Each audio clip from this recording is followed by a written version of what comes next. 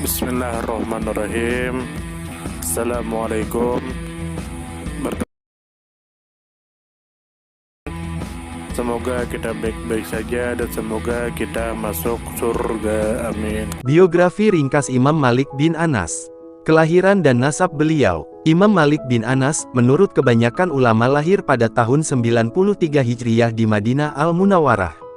Beliau melihat jejak-jejak para sahabat Nabi dan tabi'in, sebagaimana beliau mendapati bekas-bekas peninggalan Nabi Sallallahu Alaihi Wasallam dan berbagai tempat-tempat penting. Hal tersebut berpengaruh terhadap pola pikir, pemahaman fikih, dan kehidupan beliau. Madinah adalah pusat cahaya, sumber keilmuan, dan mata air pengetahuan.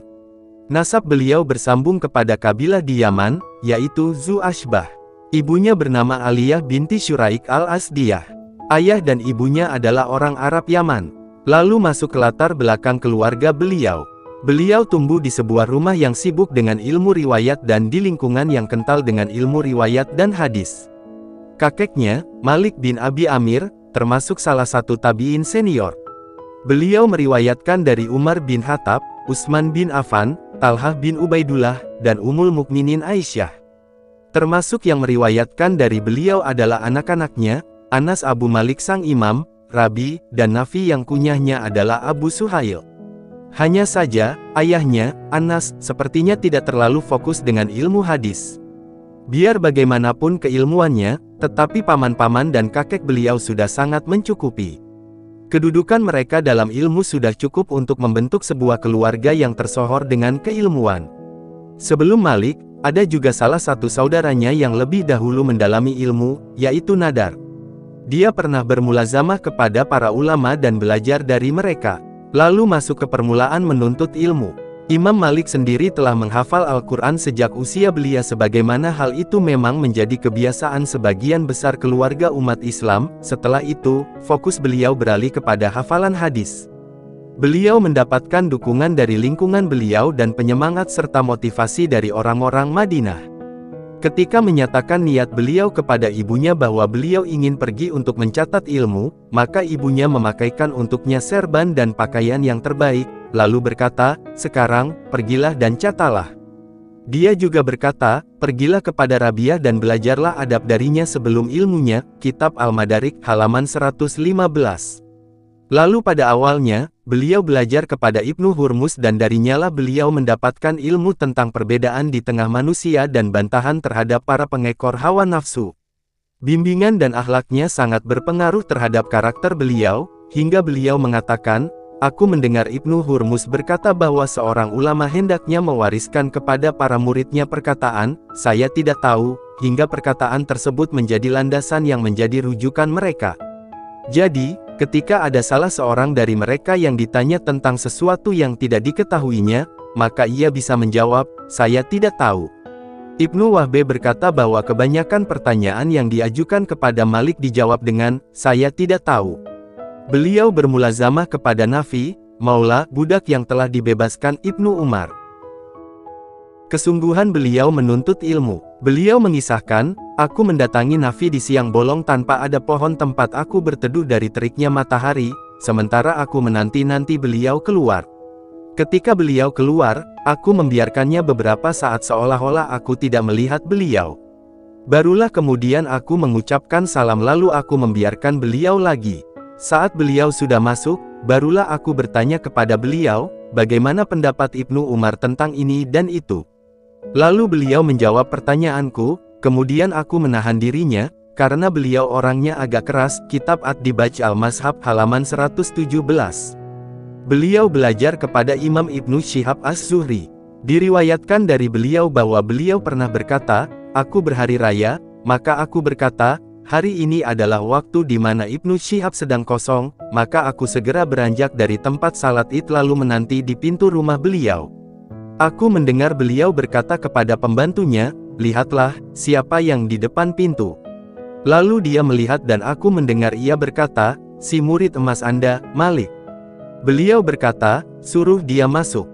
Lalu aku masuk, kemudian beliau berkata, 'Sepertinya kamu belum pulang ke rumahmu.' Aku katakan, 'Belum,' maka beliau berkata, 'Kamu sudah makan sesuatu?' Aku jawab, 'Belum.' Beliau menimpali, "Makanlah dulu." Aku menjawab, "Saya tidak butuh itu." Beliau berkata, "Lalu apa yang engkau inginkan?" Aku menjawab, "Riwayatkan hadis kepadaku." Lantas beliau berkata kepadaku, "Kemarilah." Maka aku keluarkan lauh milikku lalu beliau mengabarkan kepadaku 40 hadis. Setelah itu, aku berkata, "Lagi." Beliau berkata, "Cukup, karena jika kamu meriwayatkan hadis-hadis tersebut, maka kamu sudah menjadi seorang penghafal hadis." Aku berkata, "Aku sudah meriwayatkannya semua." Lalu beliau mengambil lauhku dari tanganku, kemudian berkata, "Kalau begitu, riwayatkan kepadaku." Maka aku meriwayatkannya kepada beliau, lalu mengembalikan lauhku seraya berkata, "Pergilah, engkau itu adalah salah satu wadah ilmu." Seorang ahli riwayat berkata, imam bagi manusia setelah Umar adalah Zaid bin Sabit, dan setelah itu adalah Abdullah bin Umar. Ada 21 orang yang belajar kepada Zaid, lalu keilmuan mereka terkumpul pada 3 orang, yaitu Ibnu Syihab, Bakir bin Abdullah, dan Abu Zinad, sementara ilmu mereka bertiga terkumpul pada Malik bin Anas, Kitab Al-Madarik, halaman 68. Lalu beliau adalah sosok yang memuliakan ilmu. Imam Malik adalah sosok yang sangat mengagungkan hadis Rasulullah Shallallahu Alaihi Wasallam, hingga ketika beliau ditanya, "Apakah Anda pernah mendengar dari Malik bin Dinar?" Beliau menjawab, "Aku melihat beliau menyampaikan hadis sedangkan orang-orang menulisnya sambil berdiri. Adapun aku tidak suka menulis hadis Rasulullah Shallallahu Alaihi Wasallam sambil berdiri." Sebagaimana beliau menghabiskan kesungguhan beliau untuk menghafal hadis dan belajar kepada para ulama, maka beliau juga telah menghabiskan harta beliau untuk semua itu, sampai-sampai Ibnul Qasim berkata, menuntut ilmu telah membuat Malik membongkar atap rumahnya lalu menjual kayu-kayunya. Setelah itu, dunia malah mendatanginya, Kitab Al-Madarik halaman 115. Lalu selanjutnya beliau menjadi mufti Madinah.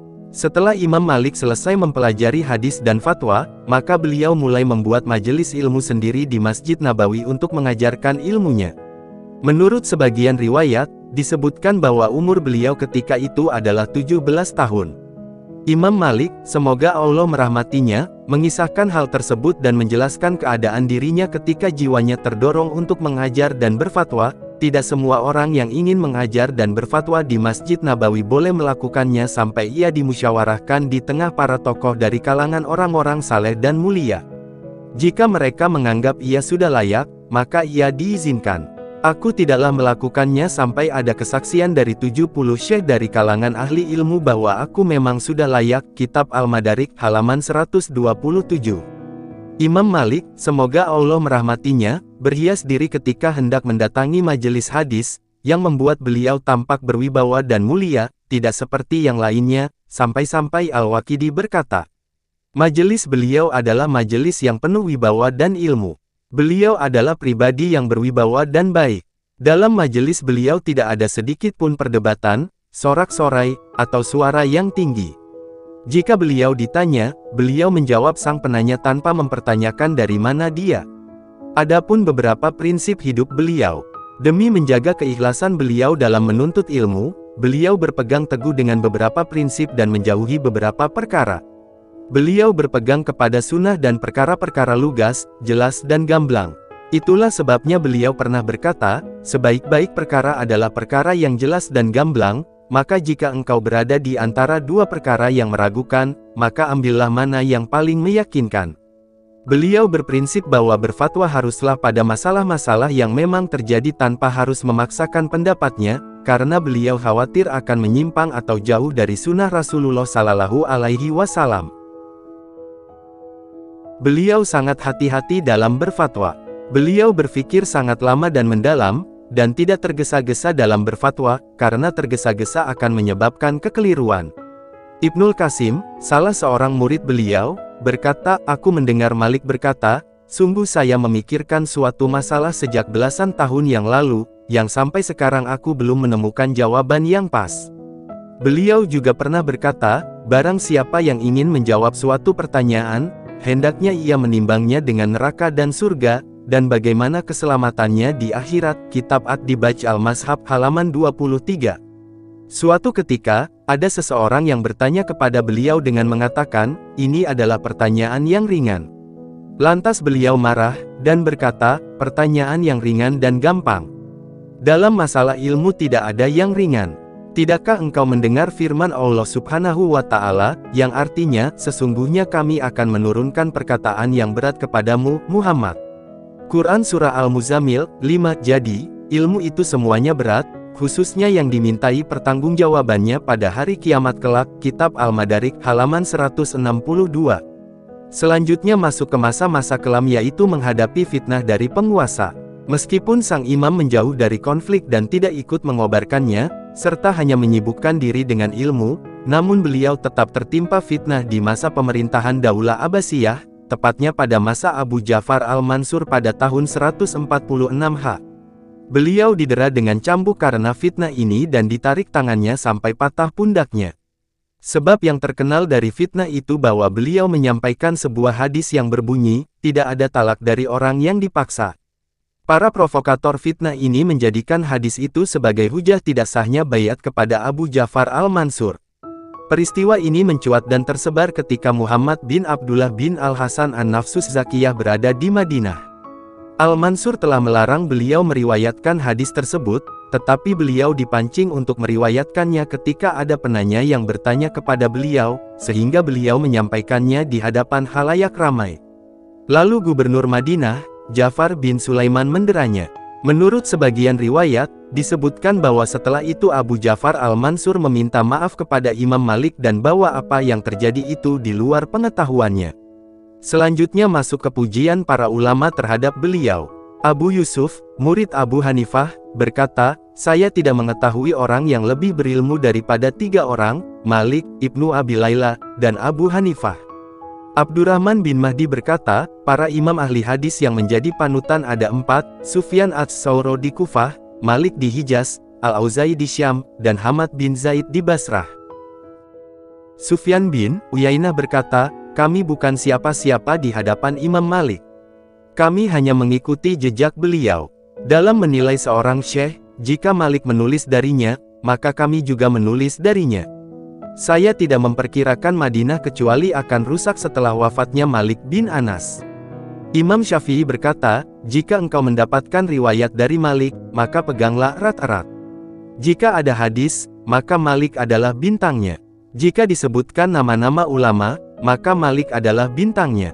Tidak ada seorang pun yang menyamai kedudukan Malik dalam hal hafalan, ketelitian, dan kehati-hatiannya. Barang siapa yang menginginkan hadis yang sahih, maka dia harus merujuk kepada Malik. Ahmad bin Hambal berkata, Malik adalah penghulunya para penghulu ahli ilmu. Dia adalah imam dalam hadis dan fikih. Siapa yang semisal dengan Malik? Dia mengikuti jejak-jejak para pendahulunya dalam ilmu dan akhlak. Al-Qadi Iyad berkata, dia hidup selama kurang lebih 90 tahun, dahulu beliau di sana, Madinah, menjadi seorang imam yang meriwayatkan hadis, berfatwa, diikuti pendapatnya selama sekitar 70 tahun. Kemuliaan beliau semakin waktu semakin bertambah dan semakin hari semakin unggul dalam keutamaan dan ketokohannya, sampai dia meninggal dunia. Dia menjadi tokoh sentral sejak bertahun-tahun yang lalu dan menguasai kepemimpinan urusan dunia dan agama tanpa diperselisihkan. Kitab Al-Madarik, halaman 111. Terakhir masuk ke wafatnya beliau. Kebanyakan perawi menyatakan bahwa beliau meninggal dunia pada tahun 179 H. Semoga Allah merahmati Imam Malik dan semua imam umat Islam. Silakan lihat kitab Malik Hayatuhu wa Ashruhu, Arawuhu wa Fiqhuhu, karya Syekh Muhammad Abu Zahrah. Allah yang lebih mengetahui.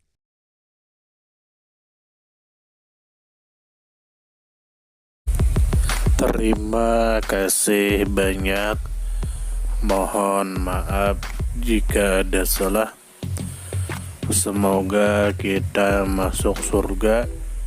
Semoga kita semua disehatkan badan, dilancarkan rezeki, dikabulkan segala hajat. Terima kasih banyak. Sampai bertemu di pertemuan selanjutnya. Salam damai. Terima kasih. Semoga kita baik-baik saja. Mohon maaf. Terima kasih. Semoga kita baik-baik saja. Mohon maaf.